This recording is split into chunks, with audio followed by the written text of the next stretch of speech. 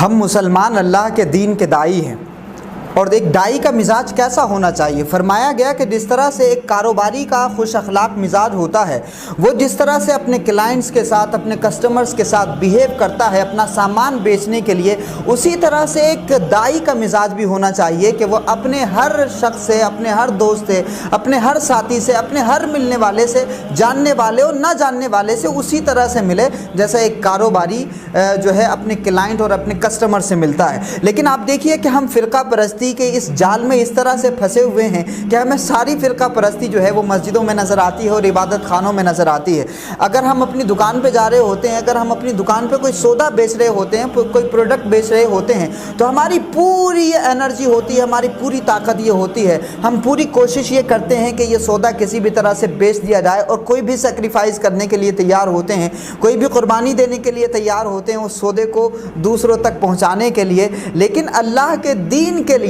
ہم اتنا فلیکسیبل نہیں ہو پا رہے ہیں، ہم اتنا ٹالریٹ نہیں ہو پا رہے ہیں، ہم اتنا اپنے آپ کو رواداری کے سانچے میں نہیں ڈھال پا رہے ہیں جس طرح سے ہم اپنی دکان پہ آنے والے کو اپنا سامان بیچنے کی ہر ممکن کوشش کرتے ہیں۔ ویسے ہی اللہ کا دین بندگان خدا میں پہنچانے کے لیے، اللہ اور اس کے رسول کا تعارف دوسرے انسانوں تک پہنچانے کے لیے ہم اپنے اندر رواداری پیدا نہیں کر رہے ہیں، ہم اپنے اندر وہ جاگرکتا اور وہ بیداری پیدا نہیں کر رہے ہیں کہ جس کے بارے میں ہم سے سوال کیا جائے گا۔ جانیے مسلمانوں اور یقین رکھیے کہ اللہ نے یہ دین ہمارے پاس امانت کے طور پر رکھا ہے، اور اس امانت کو اگر ہم بندگان خدا میں نہیں پہنچاتے ہیں تو یقین جانیے کہ اس کے بارے میں سوال کیا جائے گا۔ جب ہم اپنی دکانوں پر ہوتے ہیں تو کوئی فرقہ پرستی کی بات نہیں کرتے، اپنا پروڈکٹ بیچتے ہوئے نہیں دیکھتے کہ فلاں کس فرقے کا ہے، فلاں کس مذہب کا ہے۔ لیکن جیسے ہی ہم مسجد میں پہنچتے ہیں تو ساری فرقہ پرستی ہمارے ذہنوں میں آ جاتی ہے۔ کئی جگہوں پر تو اسٹیکر لگے ہوتے ہیں کہ اس مسجد میں فلاں لوگ نہیں آ سکتے، اس مسجد میں فلاں لوگ نہیں آ سکتے۔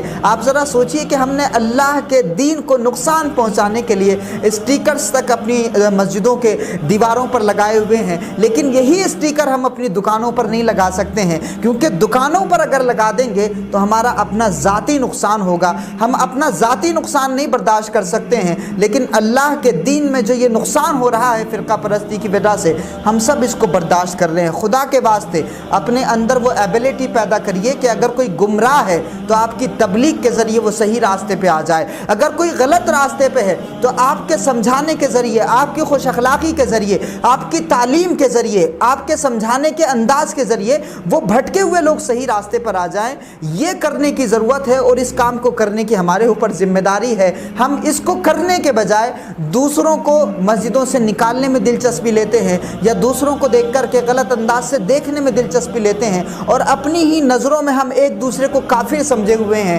زاہد تنگ نظر نے مجھے کافر جانا، اور کافر یہ سمجھتا ہے مسلمان ہوں میں۔ ہم بہت بڑی تعداد میں ہیں، لیکن اتنی بڑی تعداد میں ہونے کے باوجود بھی مسلمان ایک دوسرے کو مسلمان ماننے کو تیار نہیں ہے۔ تو ضرورت ہے کہ کون مسلمان ہے اور کون کتنا مسلمان ہے اور کون کافر ہے، یہ فیصلے ہم اللہ پر چھوڑ دیں۔ اللہ کا دین ہمارے پاس ایک امانت ہے، اور اس امانت کو دوسرے تمام انسانی بھائیوں تک پہنچانا یہ ہماری ذمہ داری ہے۔ یقین جانیے جن لوگوں نے اس ذمہ داری کو ادا کیا وہ 800 سال بیت جانے کے بعد بھی ہمارے دلوں میں زندہ۔ خواجہ معین الدین زندہ، بابا فرید الدین زندہ، حضرت نظام الدین زندہ، علاء الدین مخدوم صابر کلیری زندہ، حضرت مخدوم سمنا سلطان سید اشرف جہانگیر سمنانی زندہ، حضرت نصیر الدین چراغ دہلی زندہ، حضرت خواجہ بندہ نواز گیسو دراز زندہ۔ تو یہ اس لیے زندہ ہیں کیونکہ انہوں نے اللہ کا دین، اللہ کی امانت ان بندگان خدا میں پہنچا دی۔